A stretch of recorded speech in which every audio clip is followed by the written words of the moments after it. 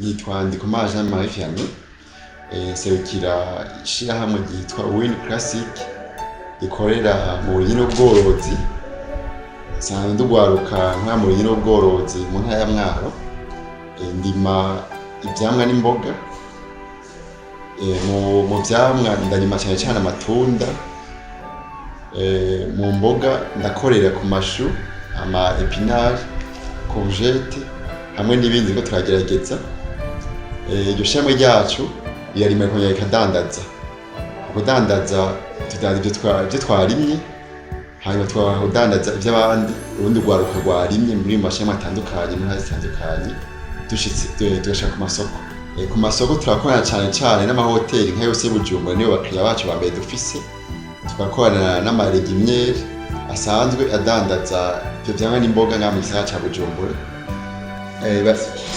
Amahoteli n'amaregimyeri batwizera kuko mu gihe bakeneye kuri ivyo vyamwa n'imboga bakeneye kudandaza, batwitura mu vyo turima canke mu vyo dukora n'abandi dusanga dukurikirana twigisha kurima ivyo vyamwa n'imboga.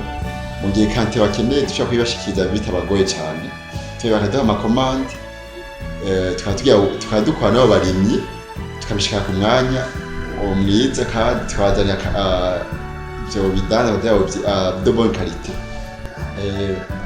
Kuko dusigaye dufashanya n'urundi rwaruka, urwaruka rukeneye kurima ivyo vyamwa n'imboga bakatwitura, tugashobora kubafasha comment bashobora kurima neza, tukabafasha kuronka imbuto nziza zirobanuye.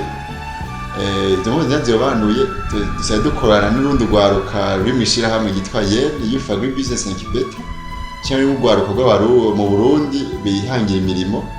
Iyo dukeneye imbuto zirobanuye turajana hamwe tukazirondeza twebwe nyene canke tukitura ikigo izabo. Muri YEN dusigaye tunafashanya n'urundi rwaruka mu kwigisha kurima no korora. Jewe nsanzwe ndabafasha kurima ivyamwa n'imboga mu ntara zitandukanye, mu rwaruka rwitwa YEN canke andi amashirahamwe yose yitwa YEN. YEN ikinyikora nkaja gufasha n'urundi rwaruka ku burame mfise muri ako kazi.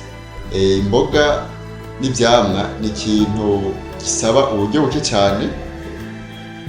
Duhere nko ku imboga ukeneye nk'uva kwihangira umurimo, no munsi abajene bari muri chômage, ikintu ushobora kuja kurima gitwara umwanya muto, mu mezi abiri utanguye gusarura, ushaka kuronka amafaranga mu mwanya muto vyihuta kandi vyunguka cane.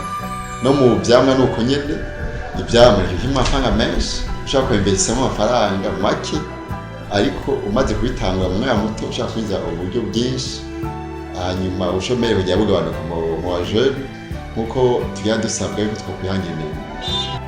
Nkokeneye ko twomufasha kubyo dusaye dukora, ashaka kwitura ishirahamwe YEN aho usanga rikorera, aho usanga rikorera mu gisagara ca Bujumbura en face ya Université Lumière Kinindo, muri immeuble Abege hahoze hakorera American Corner, canke akatwitura muri biro y'ishirahamwe ryacu rikorera mu gisagara ca Bujumbura hagati en face ya Berbe.